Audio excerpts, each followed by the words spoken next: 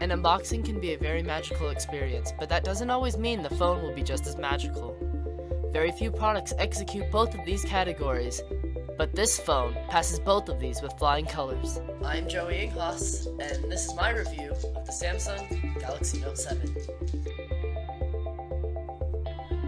When you first receive the package, first you must slip off the sleeve that holds the box closed.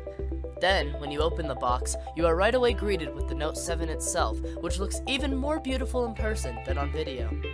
As you can see, this unit is the new coral blue color, with a rose gold metal trim all the way around the phone. Next, you are greeted with all of the lovely paperwork that I will not be reading, and then a SIM removal tool beneath that.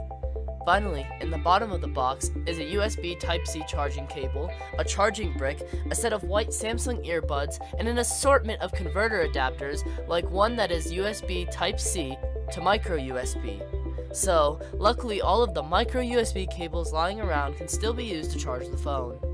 Big shout out to Samsung for including these adapters in the box and not forcing people to just completely adapt to their ways and pay more to use the old stuff. Cough cough Apple. Onto the aesthetic of the phone, this one is a looker. It is easily the most beautiful phone design I have ever seen, with the symmetry of the curved screen and curved back creating a perfect feel for holding it in the hand. One thing to be noted is that the phone is not nearly as hard to hold as the Note 4, as the device itself is not as wide. Two negatives have to still be pointed out about this phone and its look and feel. Although the glass on the front and the back looks beautiful, it is a terrible fingerprint magnet.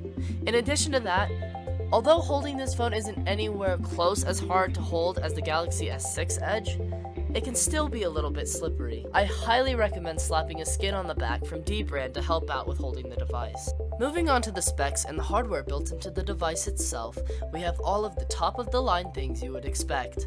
The processor is a Snapdragon 820, followed with an Adreno 530 graphics card, 4GB of RAM, and it is running Android 6.0.1 Marshmallow. This is all displayed on a beautiful 5.7-inch Quad HD AMOLED curved display with 515 pixels per inch. Also included is 64GB of internal storage with expandable microSD storage space up to 256 additional gigabytes.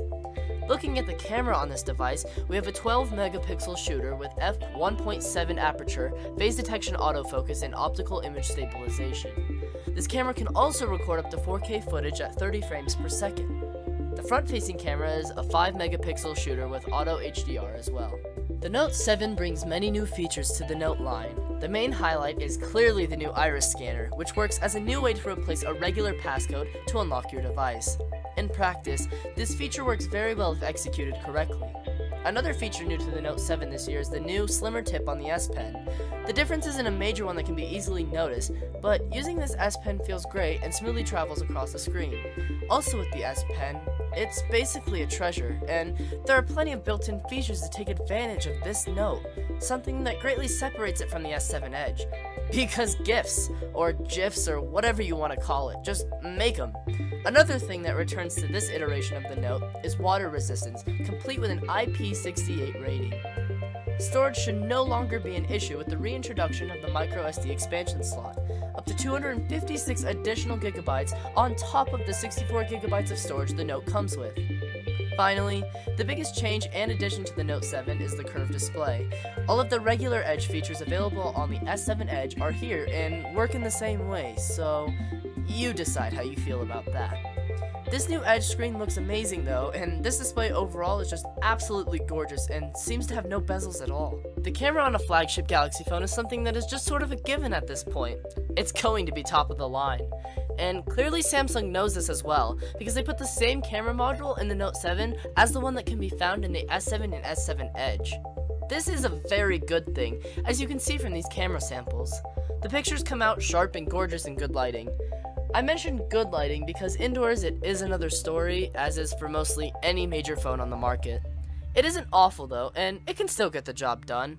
The selfie shooter on this device isn't too awful either, and will easily suffice for all those Snapchats and Instagram selfies you must take.